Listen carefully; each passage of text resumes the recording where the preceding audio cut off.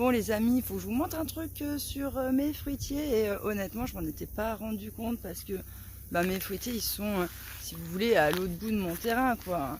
Moi je suis tout là-bas et donc là je suis au bout de mon terrain où il y a les fruitiers. Et du coup c'est vrai que c'est une zone où je vais pas très souvent quoi. Généralement j'y vais, jette un œil aux arbres fruitiers quand je tombe, quand je fais des trucs comme ça, mais c'est vrai qu'après je laisse pas mal faire leur live, je les zappe pas mal quoi. Je vous jure je les oublie quoi. Truc de fou, mais bon voilà maintenant ça fait plus de 3 ans qu'ils sont installés donc ça craint plus rien. Cette année par contre je pense bien à arroser les 2 nouveaux fruitiers que j'ai implantés dans le poulailler là-bas.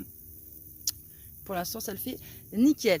Donc les autres là-bas je ne les néglige pas parce que comme je vais au poulailler assez fréquemment si vous voulez, ça le fait quoi. Mais ici c'est vrai que j'y vais pas souvent et du coup il y a Seb du domaine d'Alvaro qui est passé et quand il est venu fatalement on a fait un petit tour du terrain, etc. Et donc on a fait un petit tour des arbres fruitiers et du coup je me suis rendu compte que j'avais des attaques quoi à ce moment-là. Je vais vous montrer. Regardez ça, vous avez vu? C'est un truc là où ça fait des chenilles dedans. Après, oh, je tombe. Mais là, quand il y a Seb qui est venu, on voyait il y avait les chenilles qui se baladaient à l'intérieur, mais là du coup il n'y a plus les chenilles. Bon, je pense qu'elles vont se barrer. Par contre là on voyait les verts là. Ouais, on voit pas bien parce qu'il n'arrive pas à faire la mise au point. Il veut pas. Mais voilà, donc là je vais couper un petit peu tout ça. Puis du coup, heureusement que Seb est passé. Parce que je sais pas quand est-ce que je m'en serais rendu compte un petit peu de tout ça. C'est bien moche. Alors j'avais réussi à choper, si vous voulez, les fourmis. Quand j'avais tondu, je m'en étais débarrassée. Mais ça, c'est vrai que là, je n'avais pas vu. Et du coup, c'était une super rencontre. Vous savez qu'il y a le domaine d'Alvaro qui est un petit peu en road trip. Et donc regardez, aujourd'hui j'ai eu la chance qu'ils viennent me voir. Du coup c'était trop cool, une super rencontre comme d'habitude. On a passé un super moment et c'est trop dommage qu'ils s'en aillent déjà. Il y a encore un petit peu de route, je suis passé faire un petit coucou à Vénus qui m'a fait à manger très bien, elle cuisine très bien. Je lui ai fait mes fameuses nems. Voilà, ça m'a permis de faire une belle petite étape et de voir un peu ses installations parce que moi je vois les vidéos de Vénus sur YouTube. Mais bon, ça fait toujours plaisir de la rencontrer en vrai. Et ouais, donc le domaine d'Alvaro, c'est pareil, si vous ne connaissez pas sa chaîne YouTube, il vit aussi en autonomie. Alors lui, il a un projet un petit peu spécial parce qu'il a acheté une vieille discothèque, qu'il a retapée, etc. Donc franchement, c'est super intéressant, un projet un petit peu atypique. Donc si jamais vous avez envie de suivre ses aventures, n'hésitez pas à vous abonner à sa chaîne. De toute façon, je vous mettrai tous les liens, comme d'habitude, dans la barre d'infos. Ciao tout le monde. Avec Seb, bon après c'est vrai qu'il avait pas mal de monde à voir, donc et puis moi je m'étais greffée un petit peu sur le parcours parce que bon vous savez moi comme je suis très timide, quand il a annoncé qu'il faisait son road trip, moi j'ose pas quoi me dire vas-y pas chez moi ni rien. Et quand j'ai vu qu'il passait pas très loin de chez Projet Liberté, qu'on habite pas très loin, je me suis dit allez Vénus, prends ton courage à demain et de proposer de venir quoi, il sera sur la route. Du coup voilà, c'était vraiment sympa de se rencontrer en vrai. Et de toute façon, il est pareil dans ses vidéos que ce qu'il est dans la réalité, quoi. Voilà les amis, c'est coupé. Je vais aller foutre de l'eau dedans et puis comme ça, ça va noyer les petites chenilles qui restent à l'intérieur. Bon les amis, je vous donne des nouvelles de mon petit Mimi après notre petit tour chez le vétérinaire. Donc déjà, Mimi, il a déjà au niveau de ses yeux, je vous avais dit, il avait une petite infection. Et donc c'est normal, il a le canal là qui s'est bouché. Et si vous voulez, là, ses yeux, ça coule par le nez, en fait, le surplus. Et les cochonneries, elles s'évacuent par la narine. C'est pour ça que des fois, ils ont la goutte au nez, les chats. Parce que c'est les larmes, en fait, ils évacuent par la narine. Et du coup, là, maintenant, il ne peut plus les évacuer. Et du coup, c'est pour ça que ça s'infecte. Alors là, bien évidemment, pendant une semaine, matin et soir, je dois lui mettre des gouttes dans les yeux. Mais après, jusqu'à la fin de sa vie, il faudra que je lui nettoie les yeux 2 à 3 fois par jour pour éviter que ça s'infecte. Ensuite... voilà, on a vu par rapport à son poids, il pèse que 2,2 kg. Moi, je pensais qu'il pesait même moins. Mais bon, du coup, je me dis, ça va quoi quand même. Mais bon, on a parlé du coup de l'alimentation.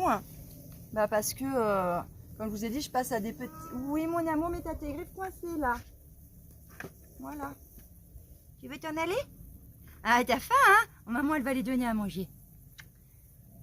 Du coup, on a parlé de l'alimentation et elle m'a dit qu'en effet, c'est vrai que les vieux chats, c'était un peu comme nous quand on était vieux, ils avaient le système digestif qui commence à fatiguer, qui est moins performant et du coup, ils ont moins d'appétit.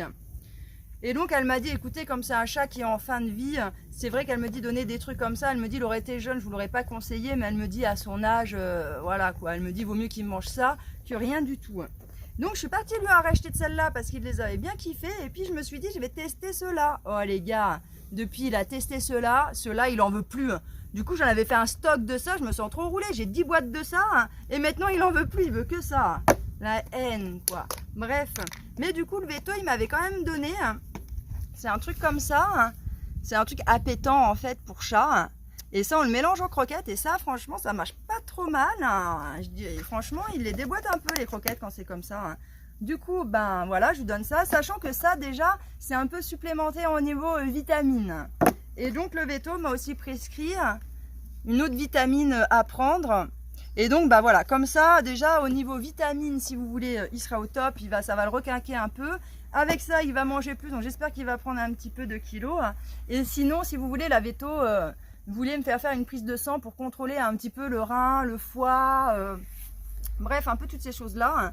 Et là, je lui ai dit, copine, ça coûte combien ton histoire? Moi, je veux bien. Elle m'a dit, il y en a pour 200 €, rien que l'analyse, quoi. Et sachant, j'en étais déjà à 100 € pour ses soins pour les yeux, machin et tout ça, quoi, plus les vitamines, etc.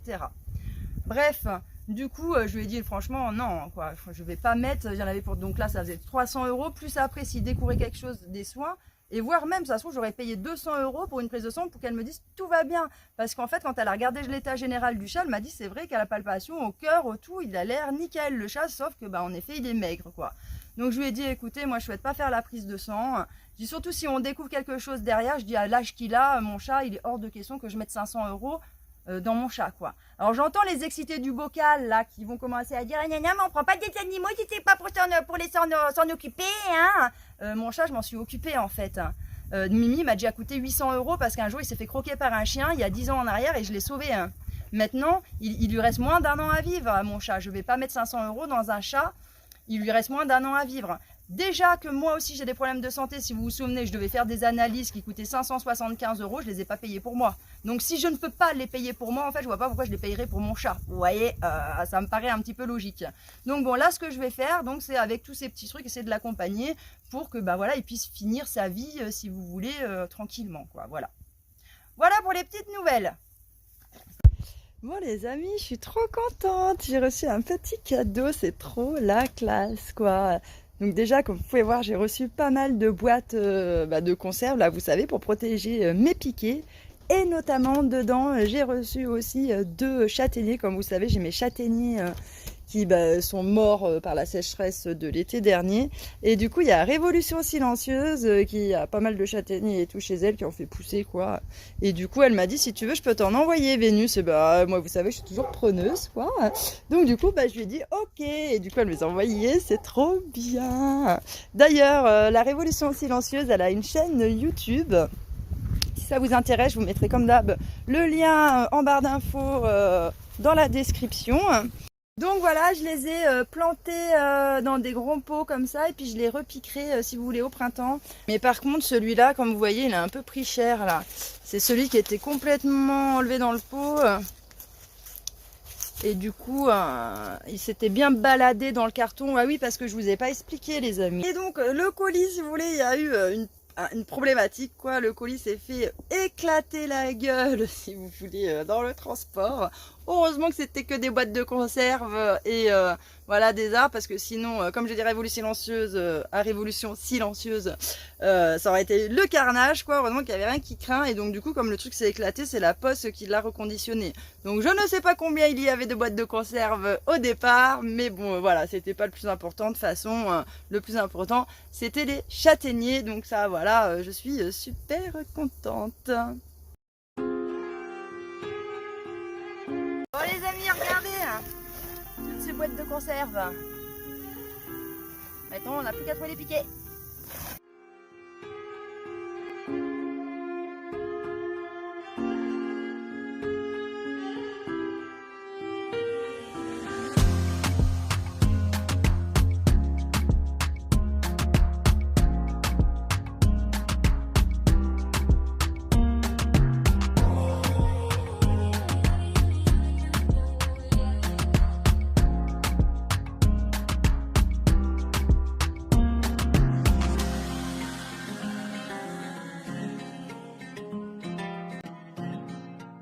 Bon les amis, il n'y a pas que moi qui ai des petits problèmes, des fois Alain aussi ça lui arrive et du coup on a réussi à trouver une solution pour réparer son petit truc. Je vais vous montrer ça parce que j'imagine qu'il y en a pas mal qui ont ce genre de petite pompe et si un jour ça vous arrive, au moins vous serez bien content de savoir qu'avec pas grand chose on peut réparer ça. Je vous montre ça tout de suite. Alors vous voyez, à la base il a une pompe comme ça avec un petit truc qui vient dessus là. Et vous voyez que sur celle-là, on voit pas les deux, c'est ça le problème. On va les mettre comme ça, voilà. Vous voyez qu'il y a une différence entre les deux. Sur celle-là, il n'y a plus le cache. Et du coup, là, quand il n'y a plus la pièce devant avec le trou, là, ça, quand ça aspire, à la base, quand il y a la pièce devant, ça aspire, ça fait une dépression. Et ce qui fait que l'eau, elle est poussée sur les côtés de la pompe pour partir, quoi. Et quand il n'y a pas ce cache-là, ça fait pas la dépression. Et du coup, l'eau, elle rentre pas dans la pompe. Elle se barre un peu dans tous les sens. Et du coup, avec Alain, il pensait que, comme si vous voulez, sa pompe, il la range là-dedans quand il ne l'utilise pas. Quand il a enlevé, le petit bout, il est tombé là-dedans. Du coup, si vous voulez, Alain, il a des plus gros poignets et tout que moi. Du coup, il m'a dit, écoute, toi qui as un bras plus petit pour passer dans le trou, essaye avec ta main. Et j'ai fait tous les recoins possibles, inimaginables. Je vous jure, les amis, on a passé une demi-heure dedans. Et je dis, Alain, il n'y a rien, quoi. Je sais pas où elle est tombée ta pièce, mais c'était pas là-dedans. Du coup, je lui ai dit, je suis sûre qu'on va trouver un système pour réparer ça à la MacGyver, quoi. Vous voyez, les amis. Et du coup, je me cassais la tête, et je lui dis, mais attends, j'ai un bouchon comme ça, ce qui correspond à un couvercle comme sur la pompe, quoi. Je lui dis, si on fait un trou dedans, qu'on le met sur la pompe, et je lui dis, et qu'on scotche tout ça, je lui dis, il y a peut-être moyen de moyenner, quoi, tu vois. Et du coup, bon là, en fait, je l'ai démonté pour vous remontrer en fait comment on avait fait. Mais on l'a déjà testé, en fait, vous voyez, le scotch, il est là, quoi. Donc, on l'a déjà testé et ça marche super bien. Donc, si un jour vous avez une pompe comme ça, où vous perdez votre truc, en vrai, vous prenez ça, vous faites un trou pour que ça arrive à peu près au milieu du truc qui tourne. Et puis après, là, ici, vous venez bien scotcher, vous en remettez un deuxième pour que ce soit bien étanche. Et c'est reparti, mon kiki, quoi. Trop content. Et voilà! Et du coup, maintenant, comme ça, c'est nickel, ça refonctionne. Et je vous jure, c'est un truc de dingue, quoi. J'aurais jamais cru que ça fonctionnait. C'est une idée qui m'est venue d'un coup comme ça. Je lui dis, vas-y, on essaye. Alain, il disait, ouais, un peu sceptique au début, quoi. On n'y allait pas vraiment conquérant, quoi. On se disait, bon. Et puis nickel, quoi. Bref, voilà. Il est reparti pour jusqu'à ce que le plastique du bouchon il pète. Et puis ça va, ça coûte pas cher. On achète une bouteille, mais par contre, c'est des grosses bouteilles, c'est pas les petites. Hein. C'est celles qui font 5 litres, là, vous savez. Hein. Voilà, et nickel, quoi. Sur ces images les amis, moi je vous laisse, on se retrouve lundi comme d'habitude, je pense que ce sera pour un petit vlog, comme là, quoi, pour raconter ma life, quoi, comme d'habitude. Je vous fais de gros bisous, passez un bon week-end et je vous dis à lundi les amis. Ciao!